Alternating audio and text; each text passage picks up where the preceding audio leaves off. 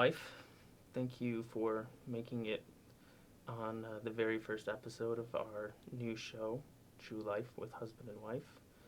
Is there anything you'd like to say to all of our viewers at home?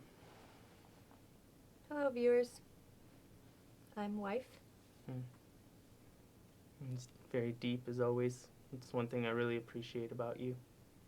Thank you. So, let's see here. Well, we've been married for almost 2 years now. And I think, one of the things that I'm wondering, and I'm sure our viewers at home are wondering, is what would you be doing right now if we weren't married? That's a good question. I'd probably be having sex with someone else. Sex with someone else. So, okay. So not much maybe would have changed in your life. Is that what you're saying? Seeking out other partners who aren't me would probably be what you'd be doing if we weren't married. Is that what, do I have that? Is that accurate? Yes, I would say that's accurate. Okay. Well, yeah, that's helpful for me to know, and it also makes me feel very happy that we are married, because then I don't have to think about you doing that. It's almost like I have you trapped in a way, which for me feels pretty good. I do feel trapped as well. Yeah. Trapped. Mm-hmm. Trapped. I think, people don't talk about that enough.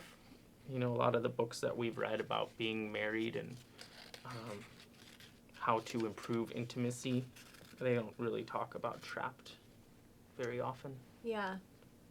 If I see a really hot guy walking down the street, I feel very trapped. Yeah. Yeah. I noticed that about you.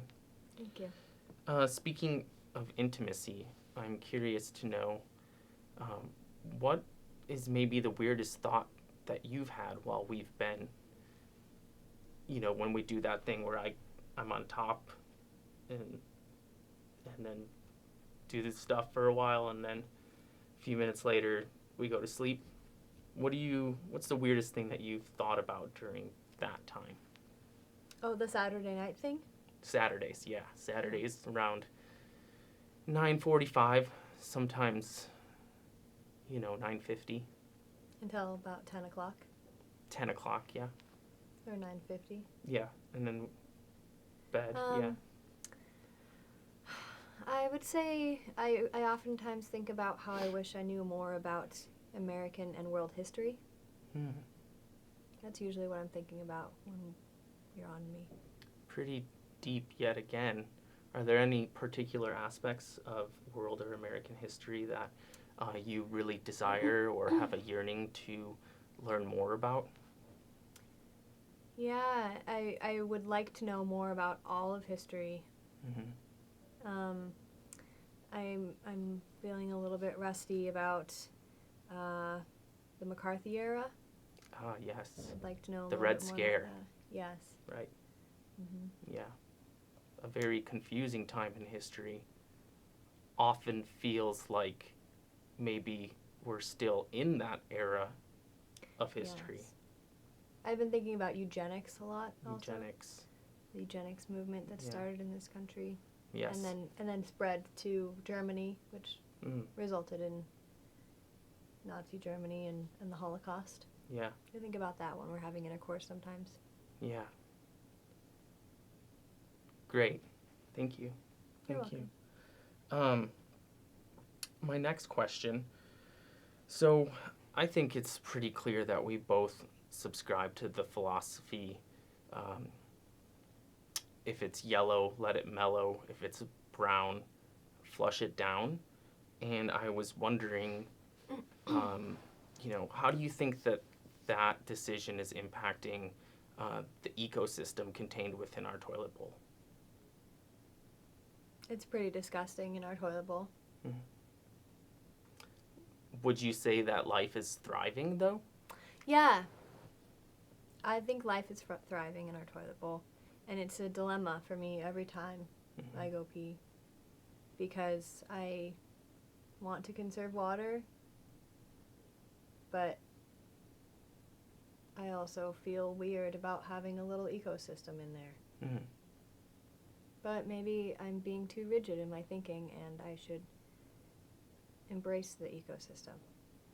Yeah, I mean, one might say that through our efforts to create life and to allow life to thrive, that we're essentially doing the Lord's work. I'll think about that next time I'm pooping. Hmm. Thank you. Let's move on. Would you like some chapstick? Oh, thank you. You always know when I'm starting to feel a little dry. Your lips look parched.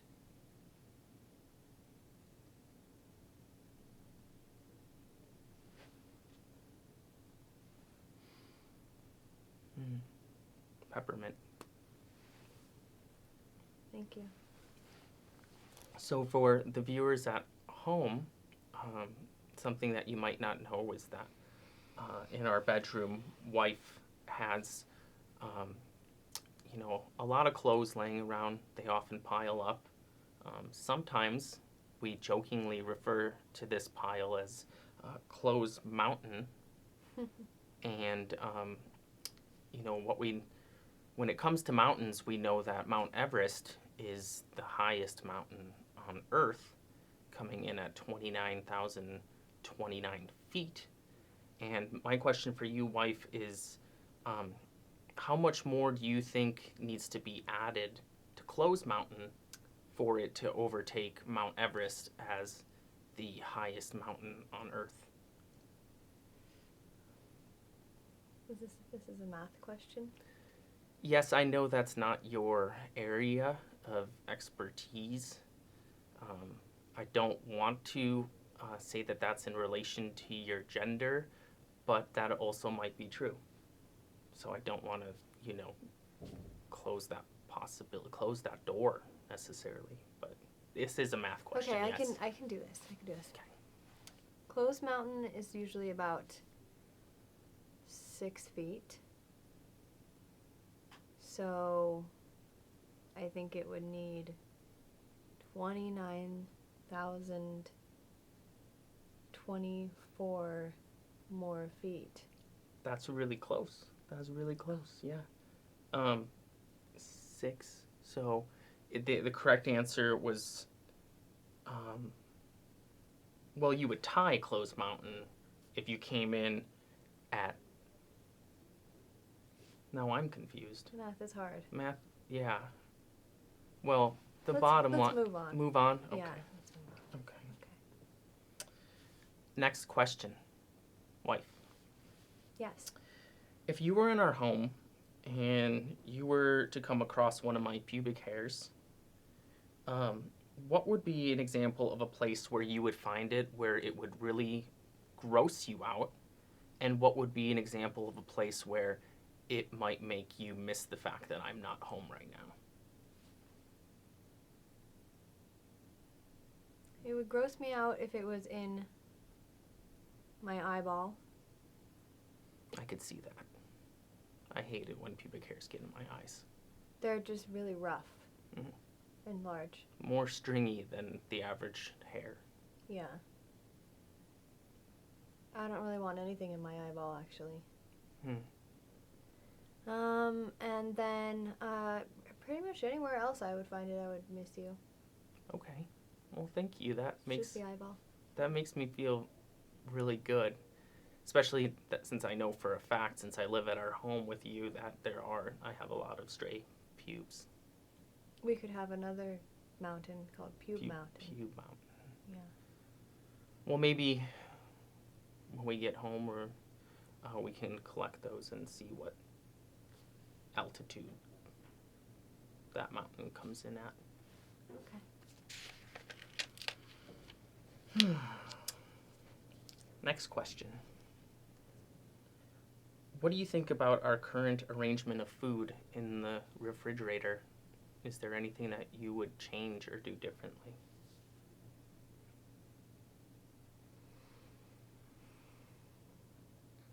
I wish there was more food in there. More food. It would be great if there was food that someone else had prepared Mm. in there Hmm. that we could just eat. Yeah, I feel like we're often stuck in this dilemma of like, I think that, oh, I'm going to go home and wife will have prepared a succulent meal for me to eat. And that maybe prior to returning home, you have a similar thought process involving me. Yes, I would say that's accurate. Okay.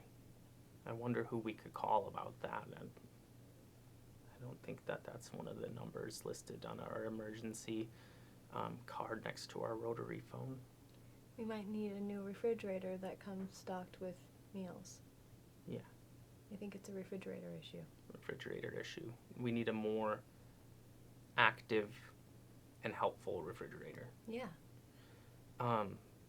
What condiment do you think is lacking from our lives the most when you think about what the sauce options currently are in our refrigerator? Well, it's not mustard. We have a lot of mustard. We both love that. We have several varieties of mustard in our refrigerator right now. Mm-hmm. Dusseldorf is one of my favorites. The entire door is full of different varieties of mustard. We almost don't have room for any other condiment. So at this time, what you're saying is that it might not be necessary to branch out. I think we've reached our quota for condiments Okay. with mustard. I never thought about it like that, and I think that that's a really good point. Thank you. Thank you. Thank you. Thank you. I do have, one more planned question, but maybe something else will come up. If I could stop talking about one thing repeatedly, what would that one thing be? Oh man, this is a hard one. Yes. There are many things that you talk about. I'm a perseverator. Yes. Yeah. Yes. I perseverate quite often. Yes. Mild perspiration, but heavy perseveration. Heavy. Yeah. Yeah. I think you could talk less about how many facial hairs you have. Mm-hmm. Mm-hmm. Although I have been noticing that your beard is coming in very thick lately. I think that the amount of hairless patches on the cheek region, there's starting to be less and less They're diminishing. overall distance between hairs. So, I'm still hopeful. Holding out for that full lumberjack, thick Montana beard. We do live in Montana. So sometimes I do feel left out. I feel less than many of my peers here in the Treasure State. Is this the Treasure State? I don't know. Okay. We'll look into that, I think. Okay. Another thing that you could talk less about is future purchases that you'd like to make, such as new climbing shoes, bike accessories, a new bike, new jackets, another camping and outdoor gear. Okay. I've found that you tend to talk about buying things a lot more than you actually buy them, and it doesn't interest me at all. Okay. Okay. I've always been a dreamer, and I create a lot of visions of what life could be like for me. I do that in my head, but this life is pretty good too. The life that we have right now, as a husband, And wife. wife.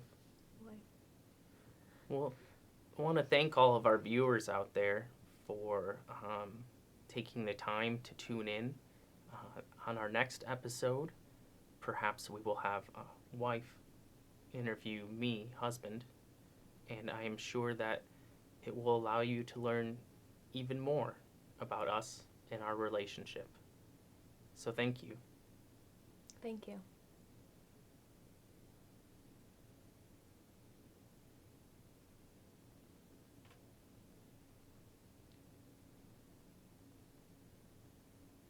Thank you.